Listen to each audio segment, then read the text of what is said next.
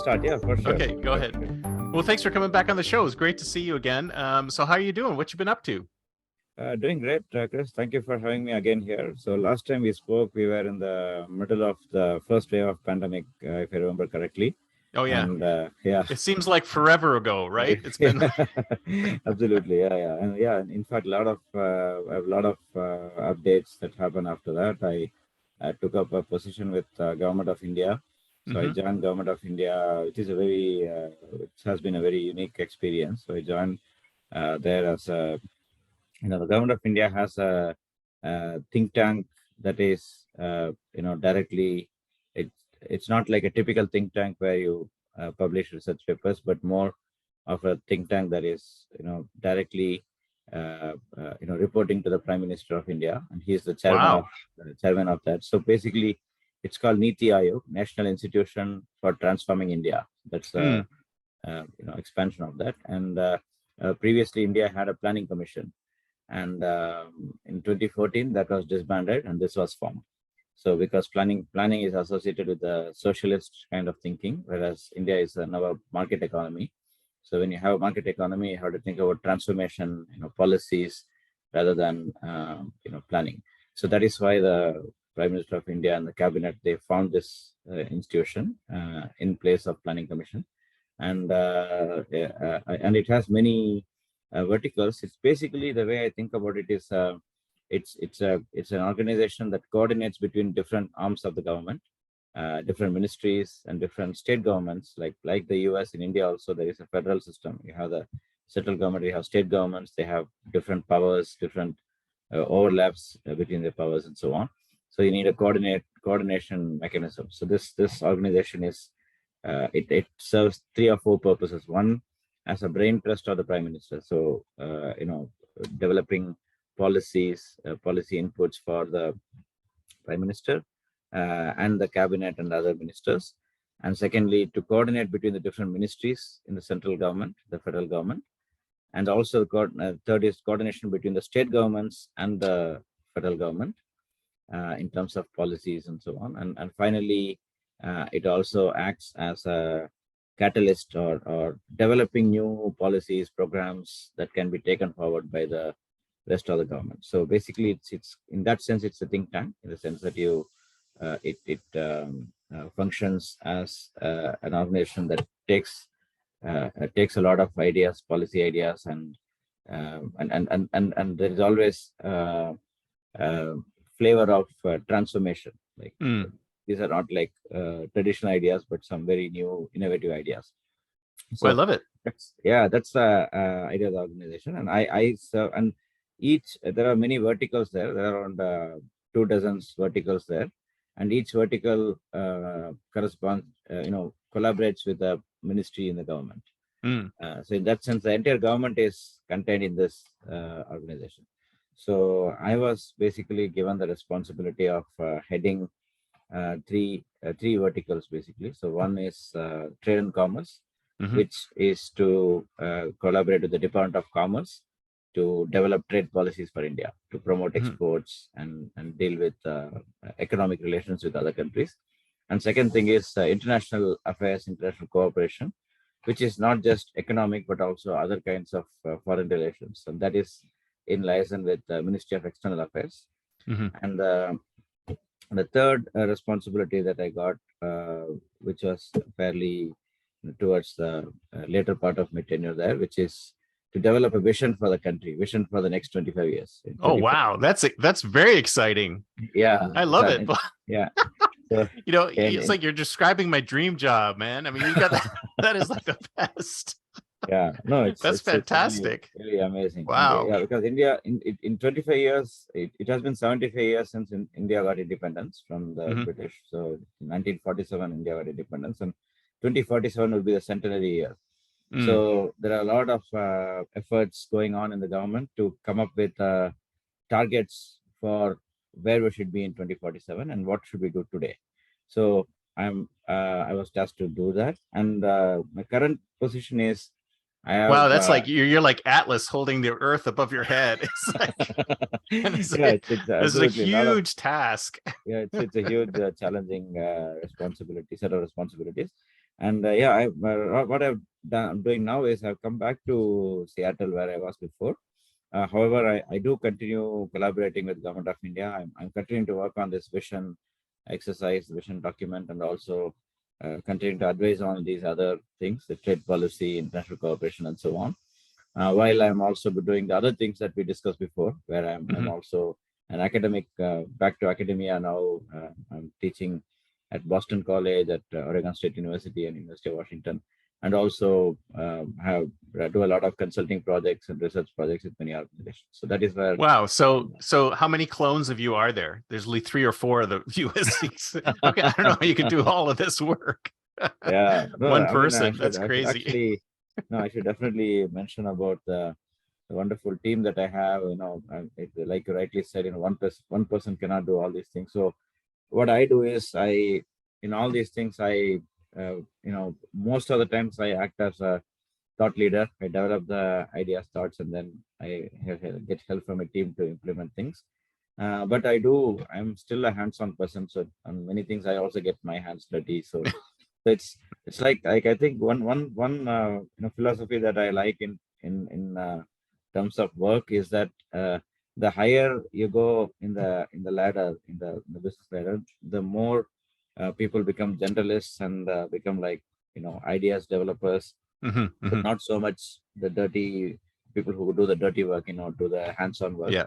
But I believe in doing both, actually. So you have to you have to have that 50,000 feet view, but at the same time you also have to, whenever there is a need, you have to come down and do the things yourself, like coding or writing something on your own. All these things. Yeah, no, absolutely. I agree with you 100%. You have to have both of those, and it's not like we can't. Like human beings, we're flexible enough to work at both of those levels and every level in between. And I think it's also a variety. It gives you a variety of work. You don't get bored of just sitting and thinking, being in meetings and so on, but also. I wouldn't get bored of sitting and thinking. I think if I sat and thought all day long, that would be my dream job. Exactly.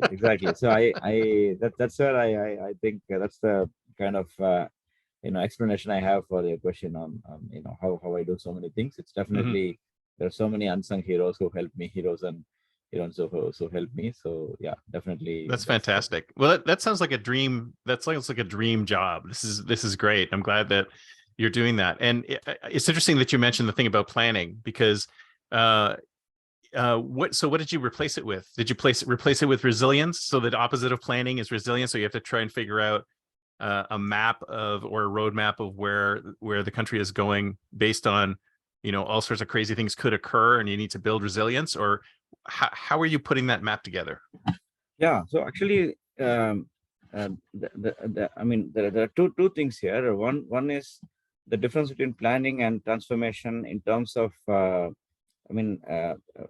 simple English, right? Like when you just think about it conceptually, so planning is all about exactly saying that these are the things I'll do, these are the industries that I will have, these are the industries that I will promote, and these are the expenditures I will put in different sectors and so on, which actually means that you are pretty much, government is calling all the shots. Government is saying that this is how the economy should be, and that is how India was before. Like India had a very conscious decision when we got independence that we'll have we called it a mixed economy, socialist and capitalist combination, but it was predominantly socialist, where we said, okay, we are going to have heavy industries, we are going to have large public institutions, public education institutions, not so much private, and we nationalized our banks, a lot of our banks, right? So this is how things were done until I would say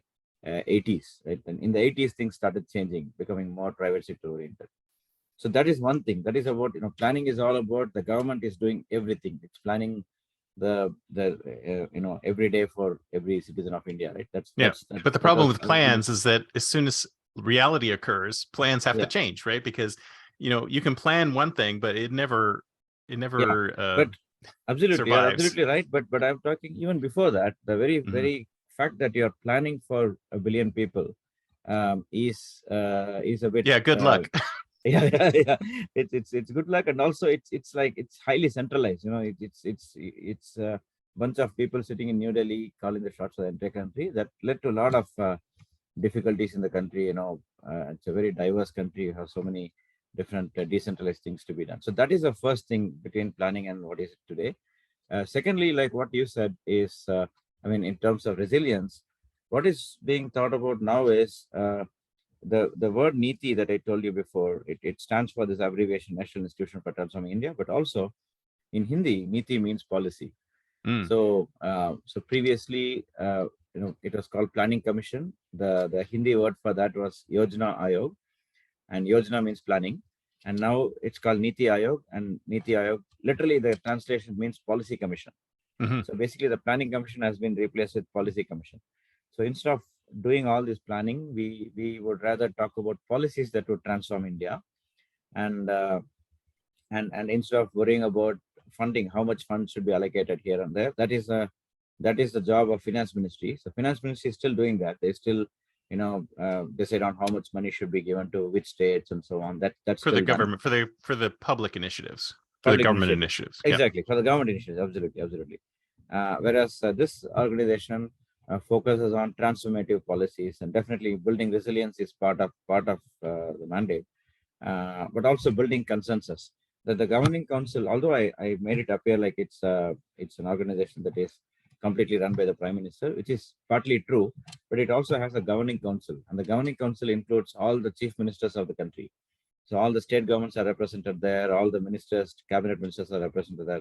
So it's a very democratic. Is that like 1,000 people or something like that? That must be a big, big hundreds of people are in the wow. Maybe close to 100. The governing council is pretty large, and all are very powerful people at different levels, state level and ministries and so on. So it definitely has some democratic setup. It's not just like Prime Minister is calling the shots, but it's a very democratic thing.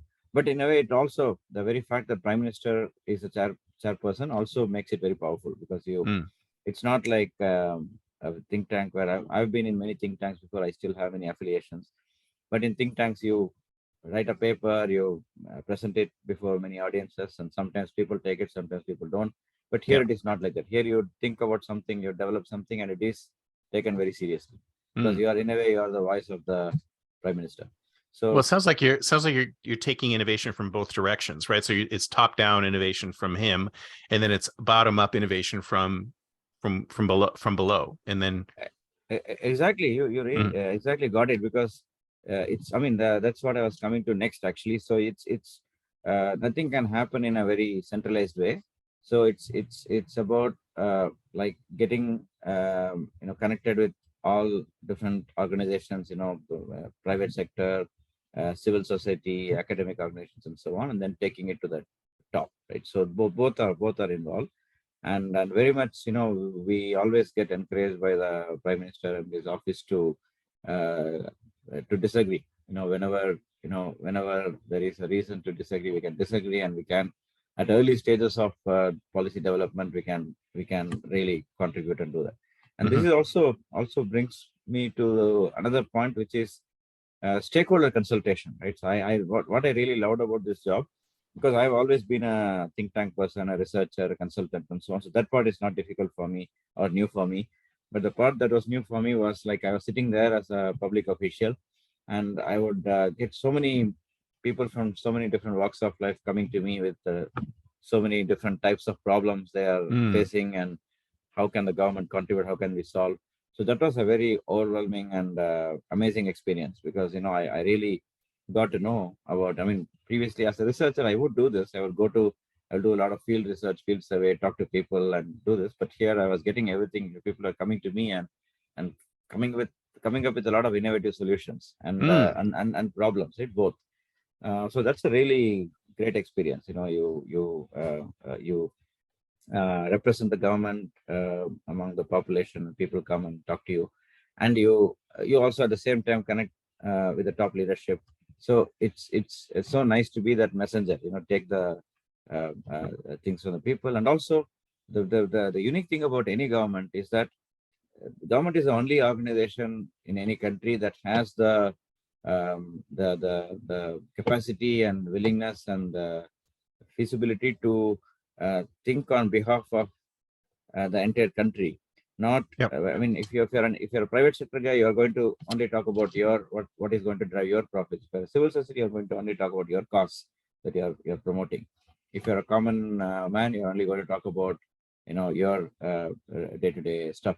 But as a government person, you have to think about every one of them, and you have to and that also gives me, now that I'm back as a researcher and consultant, a lot of things that I used to blame the governments for, right? These guys are crazy. They're not. You've been on the other side. You know Yeah, now why. exactly. I know why.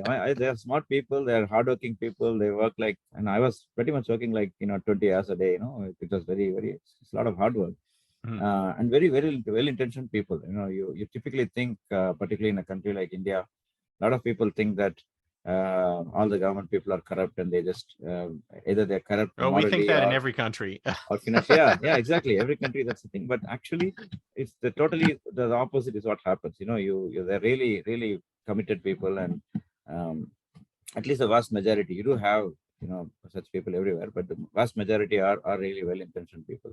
So now I understand what are the constraints, and now I can, being on the other side, now I can really factor those in while suggesting policy solutions, and also when I talk to private sector people also, I can help them being empathetic to the policymakers, how to be more. And also one thing that I have also learned is, in order to be, if you're really critical of something in the government, in policies, the best way to be constructive there is, instead of raising your flag and saying that it's crazy, it's bad, and so on, start with something that is good, right? So start with the good things and appreciate that, and then come to the negative points, and that really would play wonders. I've done it many times in the government. I really realized it. I thought, like, many times I would, as an academic, I would say, okay, this is crazy, you just don't do this. But if I say that, they'll really feel hurt, because they might have spent like months together to develop that, and I would say it's garbage. So instead of that, I would say I really find some good things. I mean, no policy or nothing that is developed by somebody over a period of time is going to be garbage. There is going to be some good elements there, right? So you appreciate those good elements, and then you say, okay, maybe these elements can be improved further. So that makes a huge difference. Once you approach the governments from that point of view, you really can make changes. So that's one learning I got. Well, you have to think about it from the perspective that somebody somewhere initiated this for someone's good, right? So someone somewhere is getting something out of it that's positive, even though it may have negative effects to other people. Because that's the thing. I mean, you can't make everybody happy. I mean, there's a few things that a lot of people agree on. They agree on the end result, right? So they want everybody to be healthy, and they want everybody to, have a home, and they want that. But getting there is the problem, right? So there's things that we agree to, but the path to get to them is always different for every person. So it's incredibly difficult to come up with something that makes more people happy than others, right? So I think you're right. You have to think of it from that perspective, is that, whatever is happening out there that might seem to be negative was actually had a positive intent for certain people. And we just have to figure out how to make it a positive intent for more. Yeah, absolutely. I think in economics, we have this concept of Pareto optimality that many may be familiar with. It's basically a solution in which almost one person is better off and nobody is worse off than before, right? So that's what we try to. Small increment is better than nothing, right? yeah, exactly. But nobody should be worse off. That's the intention. We want at least some people to be better off, but we don't want anyone to be worse off. That's the idea. We don't want any policy that makes everyone worse off, right?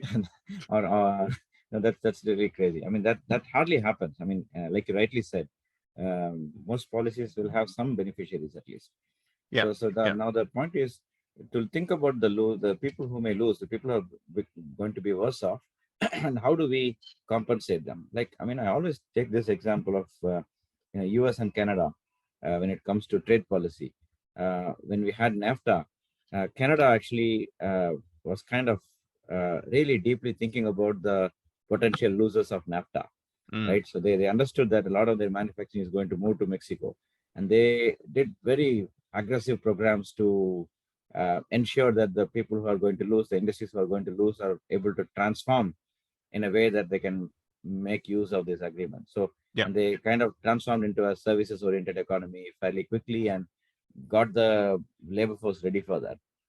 Whereas in the US, since we are a large country, we could not do that. We tried to do that. We also have this, trade and trade adjustment programs and so on, but we could not do a fair, good enough job there. So that's why a lot of people who were working in the steel mills and coal mines and so on, and auto industry, textile industry, all kinds of industries that existed in the 80s, they all quickly moved to Mexico, and that over time that built a kind of a public opinion that trade is bad.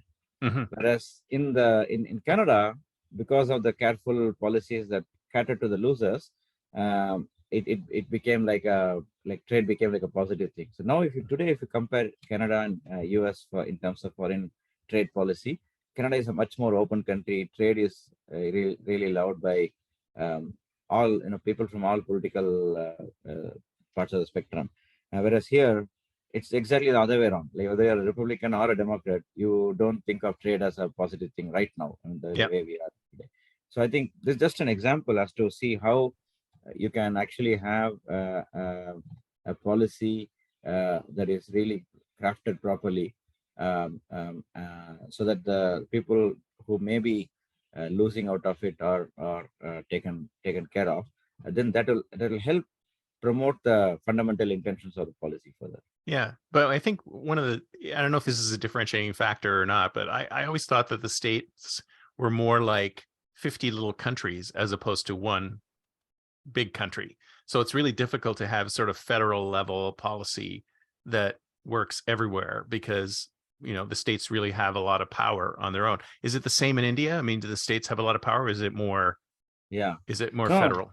Actually, India and US are very similar countries in this way. Both are highly democratic, and media has a lot of freedom, and the states are very powerful.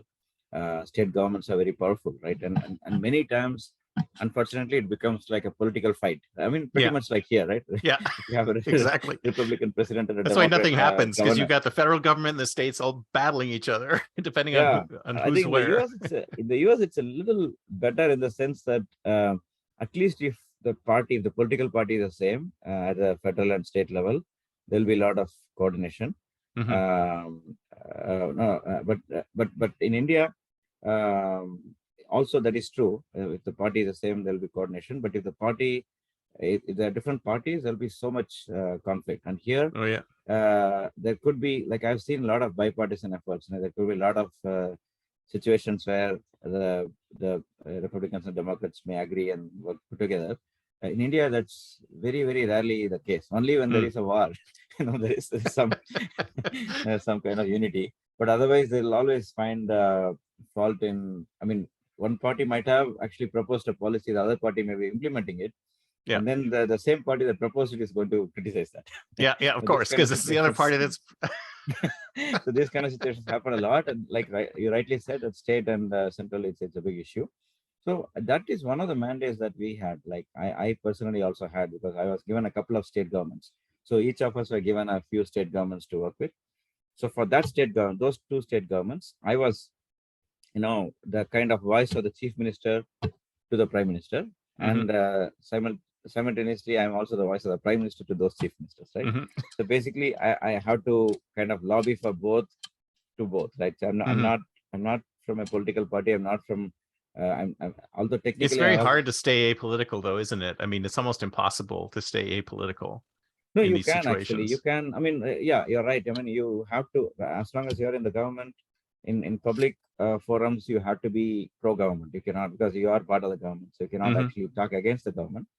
But there are, I've actually found good ways to also gently disagree with what is going on. So I've done a lot of op-eds, for example, where I would say that, I'll put it very diplomatically. I say that we are doing a great job, but there is a lot to do, right? So when I say there is a lot to do, a lot more to do, that means that so you are a diplomat. Yeah, exactly. You should. You cannot actually be like yes man. You cannot just say that everything is right, but again, you cannot be like a civil society guy sitting in the government. That you have to be pragmatic. So what I've always written a lot of op-eds and made a lot of public speeches where I would say that yeah, we are doing a lot of good things. I will list them, but these are things we're doing. But at the same time, there is a lot more to do. This is a country, you have 1 billion people. At no point can you say that you have done enough and we can relax. Right? There's Yeah, exactly. lot many more things to do. Well, can you tell me about a time when it's like an idea came up, bubbling up, and you were able to implement it? Or has that not happened yet? No, yeah, no, there are a lot of instances in that regard. Many things are kind of very confidential because a lot of things had to do with a lot of geopolitical things, right? Like I can give a hint, like the kind of the conflict that is going on Russia Ukraine. So there, I had some roles to play there on what India's stance should be, and I had to be very pragmatic there. We want to do the right thing, and at the same time, we cannot become enemies to any country that is with whom we have a good relationship. Yeah. Right. So I was closely involved in that management because that's a very important thing. And there I kind of also created some consensus within the government among different stakeholders and also with other governments. So that is one example. But there I cannot go into the details. But there are other things, like for example, bringing analytics to policy, right? Bringing analytics to policy. And in India, many people might, particularly people in the US, may be a little surprised to hear, but analytics is not used that much in policy making in India. Really? Yeah, and despite the fact that India has a lot of prowess in IT and analytics and so on, and also the data that is generated in India is probably much more than in any other country because a lot of transactions happen digitally now. And India has the largest number of digital transactions now, and all these transactions are captured in one way or the other. And, yeah, you must have huge masses of data, like massively huge. Massively, so yeah. And how can you possibly manage all that? Well, I guess that is what I say. Yeah, that is what I say, that we have the capacity. Like India has the IT prowess, the capacity to do that, but there was no willingness actually to do that. I mean, people are worried in the government that okay, if we make these data sets open or even use it for policy, it's going to create a lot of controversy. I mean, we want to have, like, the thing is, when you take big data and create a story, vis-a-vis, you have a story and then you come up with some facts and figures to support it. Of course, there's going to be a lot of differences. You may not get the convenient story from the data. So on this, what I tried to do was, let's be very clear that there are two different things. One thing is what we are going to do for the people at large, for the what data are we going to share in public, that is different, and what data are we going to use internally for making policies. There are two different things. So I said, okay, let's make this difference and say we eventually want to make a lot of data freely available for everyone, so anyone can do research.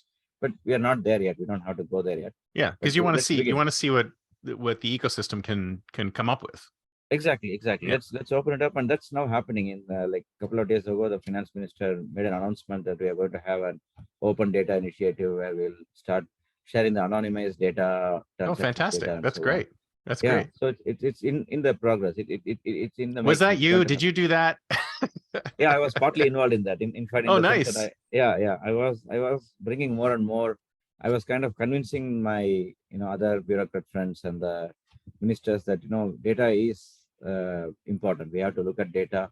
We may be smart people. The politicians talk to a lot of people. They are smart. They know things, but then data is very powerful. You have to look at the data to make decisions. And one pushback I got was that the data collection is not so good in India. The strategies are, the surveys that we have, they don't capture a lot of realities, ground realities, and so on. I said, no, we are the people sitting in the government who have to improve that. So why don't we think of best practices and improve that? And I contributed to that actually. And also, secondly, I also brought in a lot of international organizations, a lot of other international academics to come and develop the capacity. So now there is some capacity there for all this trade, for example, trade negotiations that India is doing with countries. There is a lot of analytics that goes behind it. So when I started off, I mean, now it appears like a really cool thing and it's no brainer. But initially it was actually a struggle to, make people convinced that, this is all good, this is all important, we have to do this. Yeah. So that is one example. And the other thing is where, I was able to, I already told you that I was able to meet a lot of people. And many times there are many instances where just meeting such people could result in some visible changes. Like there'll be some company that would come and say, this is my problem, and how can you solve it? And I will say, I will be able to tell them that, these are some government schemes that you can use, and you can and you can your problem will be solved. And many times that has been really useful for them, and that has led to some expansion. And similarly, also the very fact that I was meeting a lot of people, that was actually that also gave a lot of positive signal, like to the extent that a lot of people started getting an impression that the government is, although not many people are doing it. I was kind of almost like I was very lonely in this, and that I would be like, my office would be open for anyone. Yeah, to because come usually it's like, don't talk to me, don't talk to me, don't talk to me. Yeah, right? yeah, exactly. I was just the opposite of that. Whenever then, anyone invites, I would go, I would come, and that is why I was working like 20 hours a day. I had to do my desk work, I had to do my team building and everything, but at the same time, I was very, very public facing. And actually, that also created a lot of impression change about the government. Like, a lot of people were thinking that the government is very high-handed, doesn't think much of people, and so on. But just one person like me doing this led to the total image change. They thought, okay, there are really good people in the government who listen to people, and what I realized was that all that they needed was just a person sitting like me in the government in a senior position, listening they to just them. want to be heard. Most of the time, Exactly. they just want to be heard. Just heard, actually, exactly. I was even sometimes asking them, okay, I hear your problems. What do you want me to do? We'll continue doing what we are doing. We just want you to hear. We just want you to know that this is what is happening. This is we what are we're very doing. grateful that you gave us a few minutes to talk to you. So yeah, very, very touched by that. And that's another thing. So there are many things like this that come to my mind, like in terms of international affairs, in terms of analytics, in terms of facilitating and helping the industry. Yeah, and another thing is like also like being in the government, I also realized that I don't even have to spend a lot of time thinking on how do I fund this initiative or something. Like just being in the government, if I say that, for example, there are many embassies in India, they all want to help Indian government do things that are impactful. And for example, the Australian embassy high commission was in touch with me, so they wanted to do something. So all I had to do was I had to find India signed an agreement with Australia, and I wanted to make sure that the exporters in India avail this. Like, how do they make use of it to do it, to export more there? And all I had to do was to ask this Australian High Commission to fund a project which would develop capacity among the exporters. And they were able to do that. Like, I didn't even have to figure out how do I get money in the government, because there's so much goodwill there. And being in the government, if I say this, and these things would happen. So that was a very interesting thing to do. And I realized that was also not being fully utilized by a lot of people, because I wouldn't blame any of them, because everyone is busy with their day-to-day things. You just have to go a bit of extra mile to do these things. But all that was needed was just a little bit of signaling that, I mean, this is needed here, like also matching the supply and demand. Somebody needs this, somebody has this, like both of you, why don't you guys meet and get it? Yeah, because that happens a lot, where there's like, it's almost like you can't see through, it's murky, right? And you can start making the connections between individuals that don't understand. It's like that in large organizations too. It's like when you go into a large organization and you start an initiative and you realize there's 5 other people doing the same thing elsewhere, but they just don't communicate with each other, or they don't know that this is happening, or these connections are not being made. So just making those connections is highly valuable. Yeah, exactly. No, absolutely right. And that's why also my prior experience of being an analytical person, researcher, and so on, that also helped there, actually, because I could bring that fresh perspective as opposed to a career diplomat who has been there forever. Of course, they have a lot of insights too, but I got a fresh perspective because they listen to this. If I were to stay in the government for a couple more years, I would also become like that because Yeah. I hear certain buzzwords every day, certain things Not every if day. you So let people talk to you like you've been doing. So because you get all sorts of great input. yeah, But that's the absolutely. thing. Yeah, It's interesting you should say that about the communication aspect, because a lot of organizations, companies, governments, whatever, it's almost like they don't want to hear the feedback because they know they're going to have to. They feel like they have to deal with it, right? Instead of just being open about, like tell us your problems, and then we'll see if we can do something about it. And that's a great sort of outlet for individuals, because they just have this feeling that the state is so monolithic and can never do anything for them. Just listening to what the issues are might be good enough, or at least yeah, help solve things a bit. yeah, absolutely. I think the politicians really understand that. We see in the US, we see in even in India, many times the politicians who are doing their campaigns and so on, they make a statement that we are your servants. Hmm. We are not the bosses. We Yeah. are your servants, actually. In fact, the prime minister even coined the term, uh, prime servant. I'm not the prime minister. I'm the prime servant of the country, right? So like, I'm just translating from Hindi. In Hindi, there is a Yeah. word, and this is how we can loosely translate. And the prime servant.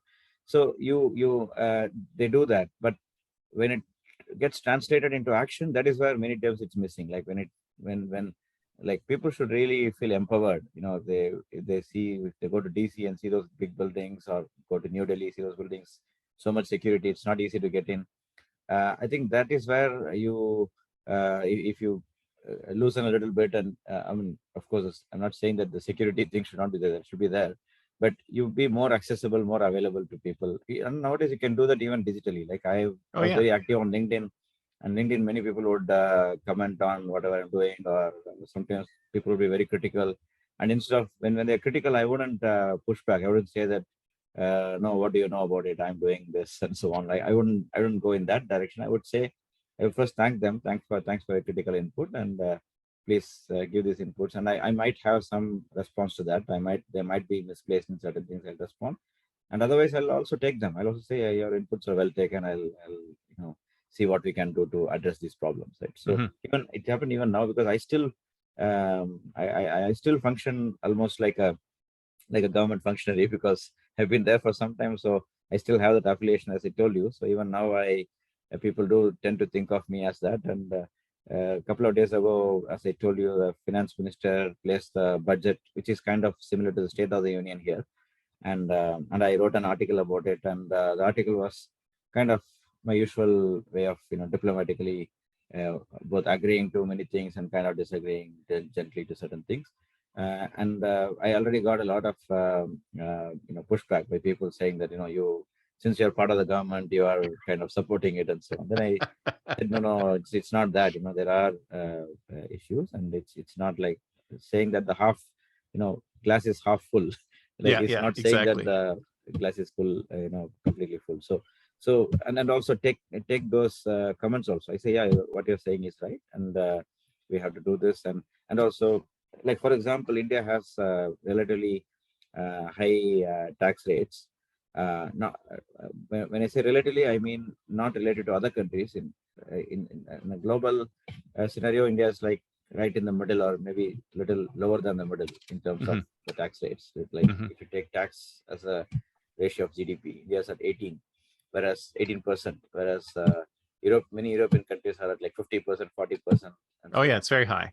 Very high, yeah. And India is like pretty much in the middle. But still, even that is one can argue that that is also too high. Like you go to the Middle Eastern countries, that's like 8%, Hmm. 7%, and so on. So we can reduce it further, but that's a long thing. Like But that's isn't gonna that isn't happen. that a function of the sort of like natural resources and things like that they can afford to have lower tax rates because the state is richer due to that? Or I mean, is every country is different? No, actually, in India, the thing is the welfare programs in India are not comparable to those of Scandinavian countries or other European countries. I mean, Yeah. India does have a decent welfare program, but for example, uh, food for all is there. Like food is a right in India. Like everyone nobody stops. That has happened since the last 15 years or so, since the previous regime had enacted something called National Food Security Act. So that is one thing. And so you don't see, like 20 years ago, you would see a lot of Indian kids starving and some very graphic photos and so on. So you don't see that anymore. So it is, and similarly, there are other kind of welfare programs, but you don't have the kind of, for example, unemployment insurance that we have even in this country, right? So if you are unemployed, you get paid for some time. Like that, you don't have in India. You can be unemployed. There are so many unemployed people. They won't be getting any support from the government. Oh, so they can't go directly to welfare, the welfare programs? No, they cannot, unless there are, like, unless they really have to show that they are really poor and they are disadvantaged. You have to tick a lot. So there's nothing for in between. There's like things for the very poor, and things for here, but there's nothing in between. That's for the middle class, they're on their own actually. So that is the thing. So that is why the taxes are also not very high. Like we don't disturb the middle class by taxing them too much, and we also don't help them when they are in distress. Right? So that's the thing. So it's kind the poor of middle like, class always get hit every time, everywhere, right? Yeah, exactly. And now slowly the taxes are also going down actually for the middle class. Even in this budget, there are some announcements like that. So and middle class is also an important constituent as a voter, as a set of voters. So so they are being taken care of. But to your question, the welfare programs in magnitude are not that huge in India compared to even a country like US or others. But actually also the welfare programs are also not expensive in India, because with very limited resources, you can feed maybe 10 or 20 times more people than what you can do with the same money in the US or other countries. Right? So that the effectiveness is also high. And in the recent years, the effectiveness of public spending has also increased a lot. The last mile reach and the effectiveness has increased a lot. So there are not many leakages. So basically, the government is like the Prime Minister once coined this term, minimum government and maximum governance. Nice. What he means is that there'll be minimum in terms of spending and revenue and expenditure. The government's financial presence will be low, but the efficiency will be high. So that's the idea. So that's the broad focus there, and that is where the welfare programs are not that high. And actually, since you also focus a lot on technology and innovation, when it comes to the technology, this digital transformation, the kind of points that we discussed in our previous podcast, I think the point I mentioned a few minutes before about trade policy is also true here, and it also relates to the welfare programs you talked about. So when you're talking about digital technologies, digital transformation, like even look at this Chat GPT, OpenAI, and so on, you are actually looking at huge disruptive transformation in which not necessarily completely positive. There could be a lot of people losing jobs.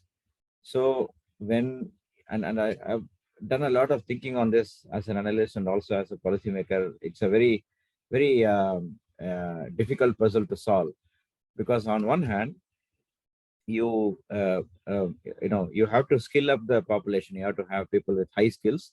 The skill level has to be so high that even the software engineers that we have in India, they are really good, but with Chat GPT and so on, they may also become redundant. That's the number one use case for Chat GPT is writing code. I didn't realize that until I read that today. I thought, exactly. It would be, wouldn't it? So what is going to happen? And even before Chat GPT came, this happened. I remember a few years ago chatting with my alma mater in India at engineering college. They were saying that the placements, the campus interviews are going down a little bit because a lot of software engineering jobs are now done by AI. Right. So even this I'm talking about like 4 or 5 years ago, and now with ChatGPT, it's just a big revolution now. Really? I didn't realize that. Yeah. I mean, I read that it was able to build a compiler, but it still needed a lot of work. But are you saying that there's actual? It is already happening, and it is. There are already concepts like zero code, zero code programming, and so on. Right. So it's already there actually. It's just different levels actually. When we started coding and in the ancient systems like the 1970s and 80s, we had to code for every small thing. Then we got this GUI, and a lot of those the manual coding that you have to do is all done internally in these GUIs, right? And then like there are different levels of automation that happen over time.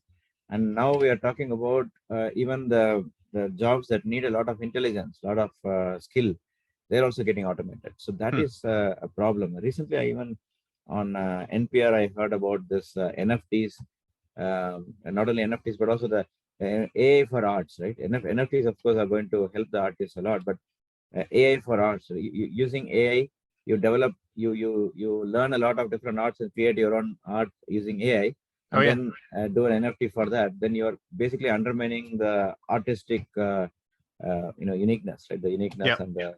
Well, I use DALL-E for all of my visuals now. So on my blog, it's like, because it's like you want something unique that has never been done before. You just go to DALL-E and you enter your phrase, and boom, you get an image. So sometimes it does very crazy things, but other times it does things that are very interesting. And I just think I think it's a great thing, but it's still, I mean, it's still just a reflection of what human beings are doing, because it's not really doing or creating anything new. It's just recombining things that human beings have already done. Right. Yeah. So this is a very good use case of this, right? Like it is going to benefit a lot of people. Like you and I are going to be. I'm not an artist, so I'm going to benefit. But at the end of the day, like you rightly said, it's based on learning from a wide range of arts, right? And all those individual artists are they're not going to be recognized here. They're not going to get any benefits. That's one example of a problem which may happen. And so the skilling up is going to help. You're going to and you're going to take some of the software engineers skill up so that they can develop things like chat GPT. They know how to use chat GPT for doing something crazy. That's one thing. But then that cannot be like, if you have 100 people working today, probably you just need 10 people doing this, right? You don't need all the 100. So remaining 90 people just still have to figure out what they have to do, right? So this needs a lot of policy thinking. So, and there are a lot of pitfalls here. Like one is, this is an example of helping the losers, so that when you help the losers, then this whole process of digital transformation will be smooth and it will help everyone, right? So if you don't help the losers, then there'll be a lot of people raising their flags and protesting and so on. Like it's going to be a lot of civil unrest that may happen. So that is one thing. But in India, we also have seen. I don't know how much we have seen in the US. In the US, it's not that big of a deal. But in India, some states have gone into very deep levels of welfareism, wherein they give food, they give clothing, they give houses, everything to the poor people. So basically, they're giving assets and not money. So it's not UBI, it's UBA. It's more like UBA. Yeah, it's more like UBA. In some cases, UBI is also there. But what's happening is when they do these things, I've seen this happen in a couple of states there. The labor market is so screwed up. You don't get, I mean, we are talking about this AI displacing jobs and so on. But on the other hand, you'll be surprised to hear this from a country of such a huge population, so many young people, that it's sometimes difficult to hire a blue collar worker in a factory. Exactly. I'm not surprised. That's exactly where I thought things were going to go. So yeah, that's the trade-off between welfareism and this compensating the losers of this kind of technological transformation. So I still don't. No, I wrote a blog post a while back saying that at some point in the future, blue collar workers are going to be paid like CEOs, because the CEOs are going to be AIs. Right, absolutely. No, you're absolutely right.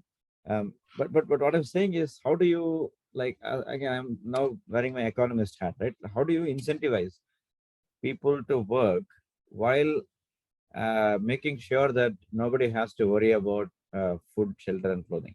Right. So that is a very important problem to solve in the future. I mean, we should solve yesterday. We should have solved it yesterday. Let's figure it out now. We only have 5 minutes, but we can see if we can squeeze it in. Maybe on the next show we can on a 3-part episode we can talk. No, absolutely. I think this is just a it's a tough problem. I mean, it's like, it's funny.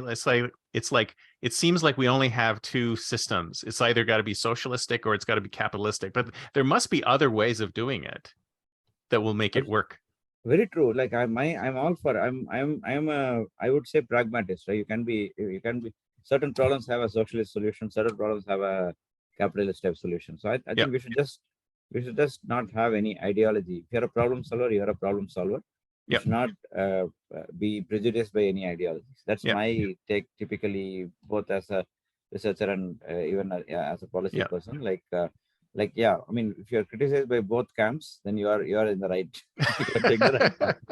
Well, well, from my perspective, it's like a lot of times we ask people to do things that are against human nature, right? Because think more evolved, or think like this, or think like that. It's like no, this is, you have to take human beings as they are and go, what can work? Yeah, exactly. Absolutely. We should see what works in this particular situation. There may be different situations. I mean, if you are a purist in either camps, you'll say that, okay, here you said this and here you said this. How is it possible? And I said, yeah, that is a different context. This is a different context. Yeah. I had it's like to parenting. You have two different kids. You have to treat them differently. Exactly, right? exactly. Absolutely. Each context is like a child, right? So you have to treat it differently. So that's what I think. I think that is where we have most of the problems in the world now, because many times leaders tend to think ideologically, but you should think as a problem solver. Yeah. And we have so many beautiful concepts, so many beautiful solutions we have all around. We just have to come. And this is a very classic example, what we discussed before about this digital transformation, UBI, the welfareism, limits of welfareism, all these things. Something that we really have to think deeply, and we have to have a very calibrated response. We have to. There is no one size fit all thing for that. Like every country, every state, every maybe even every household needs a different type of intervention. Well, eventually we're going to get to that level. We're going to, because everything will be hyper personalized, right? Yeah. Because everyone will have their hyper personalized home or location or food or whatever. And, we need to get to that point sooner. And there are ways of funding it. It seems like there's enough money in the world. There's enough resources in the world, enough ideas in the world. There's enough people working on things. We just have to somehow orchestrate it all.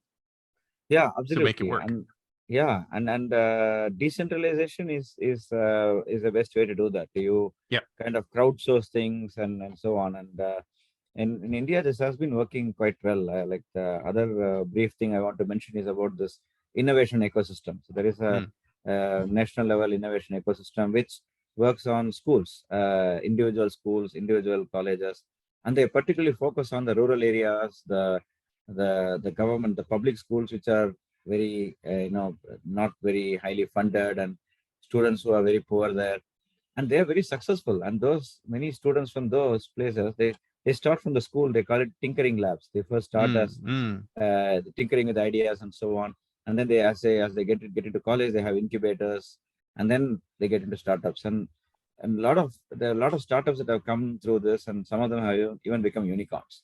Nice. So I think this innovation ecosystem is very important. Like it, and like this, there is this concept of bottom of the pyramid, right? So this bottom of the pyramid concept is what is really working there. Because if you, like, once I spoke in a forum about people from entrepreneurs who are from small towns and villages, they were kind of lacking confidence. They were saying that we don't have the kind of exposure that the big guys have. How do we do this? And I said they have something unique that others don't have, because they know the pulse of the people.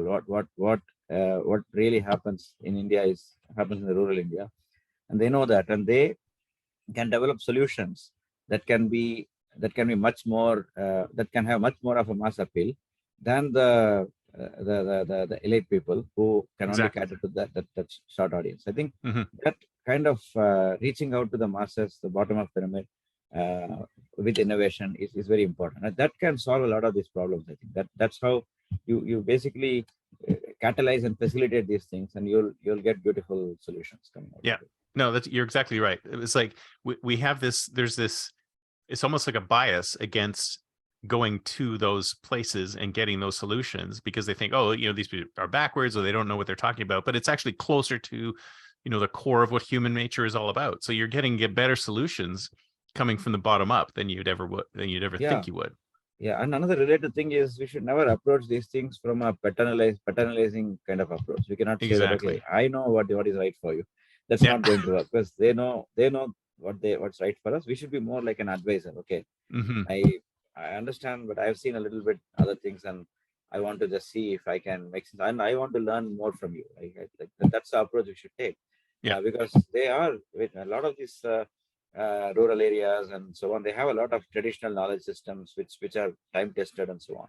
So I think we should be very careful when we deal with the small organizations, tier 2 cities and so on. I mean, this can apply to any country. Like if you're talking about those places, typically if you are living in New York or Bay Area or Seattle or these kind of places, we think, okay, we are from Mars, right? Yeah. So we know we know things you guys don't know. Like you're from it's very different. Yeah, exactly. So we have to change that attitude and be more collaborative than being like kind of bossy. Right? So yeah, exactly right. Well, this has been great. Thank you so much. We have to do this again, and we definitely have to take on the big problems of the world in our third installment. Sure, Chris. I'm looking forward to that, and thank you so much for having me again. Thank you so much. And then if you have new contact information or anything like that, just let me know, and I'll put it in the notes. Sure, it's the same actually. Right. Same my Gmail that we have been communicating. That's good enough. Yeah. Okay, sounds great. Thank you so much. Great. Thank you. Talk to you later. Bye. Bye. Thank you. Bye.